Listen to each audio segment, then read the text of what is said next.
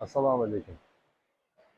Mana shu okean, hozirgi Atlantik okeani qirg'oqlarida mana shundaylik o'tlarda dengiz nimasi to'lqin orqali chiqib qolganlayotgan mana hali nima qilgandi.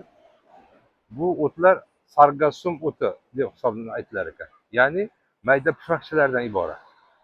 Mana shu dengizda, ayniqsa mana shu Atlantik okeanida juda ko'p ekan bu. Kipr orollarida bor ekan, bu yerlarda bor ekan. Buni endi foydali xususiyati nima? Foydali xususiyati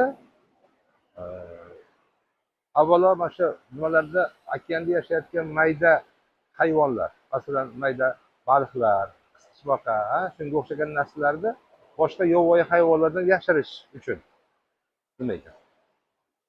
Ko'proq foydali ekan. O'shandagi suzib yuradigan, doim nimani ichida nilufar gulga o'xshab suzib yurib yashaydi ekanda bu.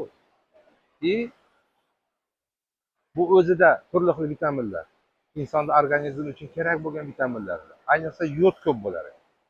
Mana hozir shu yerga kelsangiz ham nimanaligi bir yodni hidi bor. Bu yodni hidi endi hammaga ma'lum. Odamni, insonni organizmida hech qachon yod ishlab chiqarilmaydi, tashqaridan olinadi. Bunda yod tarkibi serob ekan. Keyin undan keyin insonni qarishini sekinlatadigan vitaminlar bor ekan.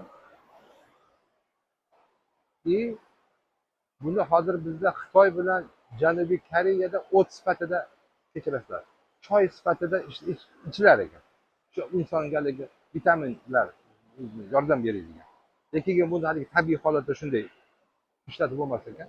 Buni tozalab o'zlarini bir usuli bor ekan. Tozalash usullari shunga asosan choy, ichimlik bilan ichish mumkin ekan.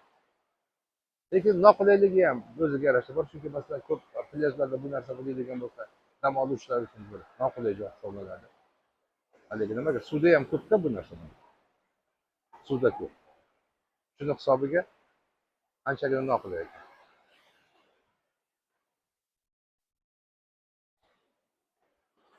Mana shu o't shu ekan. Lekin insonga nisbatan foydalari yaxshi ekan. Bu yerda o'sha havo olishda nima deydi? Yod borligi uchun, yana nima qilish uchun, haligi insonni organizmiga vitaminlar kerakligi uchun nafas olishi, havo, nafas yo'li bilan ham odamcha sog'lig'iga anchagina foydasi bor ekan.